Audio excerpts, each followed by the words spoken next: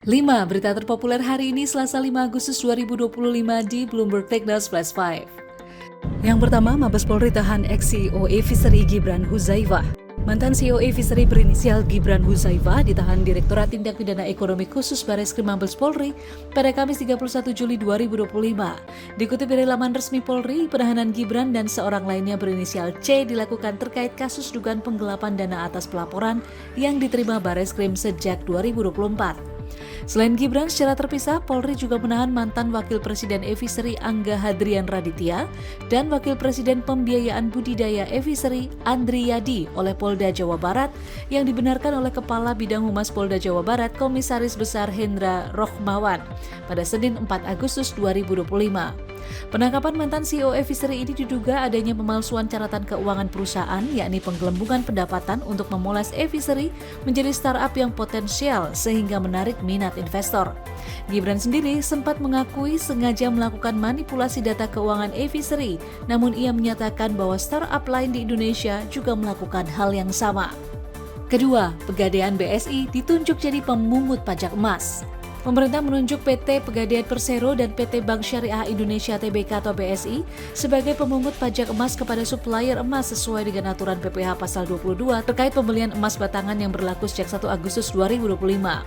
Penunjukan ini berdasarkan Peraturan Menteri Keuangan atau PMK nomor 51 tahun 2025 dan PMK nomor 52 tahun 2025. Pegadaian dan BSI dipilih karena keduanya merupakan lembaga jasa keuangan atau LJK yang menjalankan kegiatan bulion, termasuk juga sebagai penitipan atau titipan emas korporasi, deposito emas, pinjaman modal kerja, serta perdagangan emas.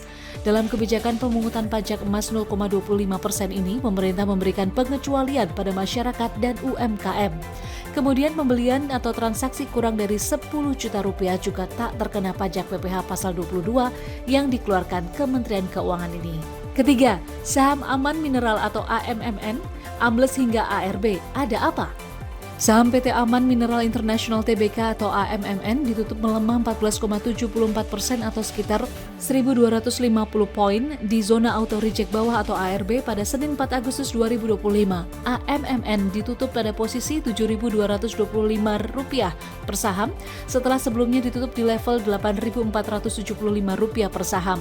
Hal ini merupakan jarang terjadi bagi emiten grup Salim. Sementara volume transaksi mencapai 72 juta saham dengan nilai transaksi Rp556 miliar dan frekuensi terjadi 30.339 kali diperjualbelikan. Tren negatif saham AMMN terjadi setelah kerugian perusahaan mencapai Rp2,5 triliun pada semester 1 2025 bagi emiten Aman Mineral karena menyusutnya pendapatan. Hingga Juni 2025, Aman Mineral hanya mampu mengantongi pendapatan sebesar $182,6 juta Amerika atau ambles 88,12% dibanding pendapatan $1,54 miliar Amerika pada semester 1 2024. Laba kotor juga turut jatuh dari sekitar 851,89 juta dolar Amerika Serikat saat ini hanya sekitar 55,7 juta dolar Amerika Serikat, turun 93% secara tahunan. Selain itu, AMMN juga mencatatkan rugi operasional sebesar 30,21 juta dolar Amerika Serikat pada semester 1 2025. Keempat, harga emas dunia dan emas antam kompak masuk jalur merah. Harga emas batangan logam mulia produksi PT Aneka Tambang Tbk atau ANTM turun pada perdagangan Senin 4 Agustus 2025, Rp2.000 per gram menjadi Rp1.946.000 per gram, sementara harga buyback turun Rp1.000 per gram di harga Rp1.792.000 per gram. Penurunan harga emas antam sejalan dengan harga emas dunia yang turun 0,37% dan dihargai $3.350,47 Amerika Serikat per troy ounce atau sekitar Rp54.827,414. Harga emas antam dan emas dunia yang kompak turun diakibatkan adanya aksi profit taking investor setelah emas sempat melejit pekan lalu.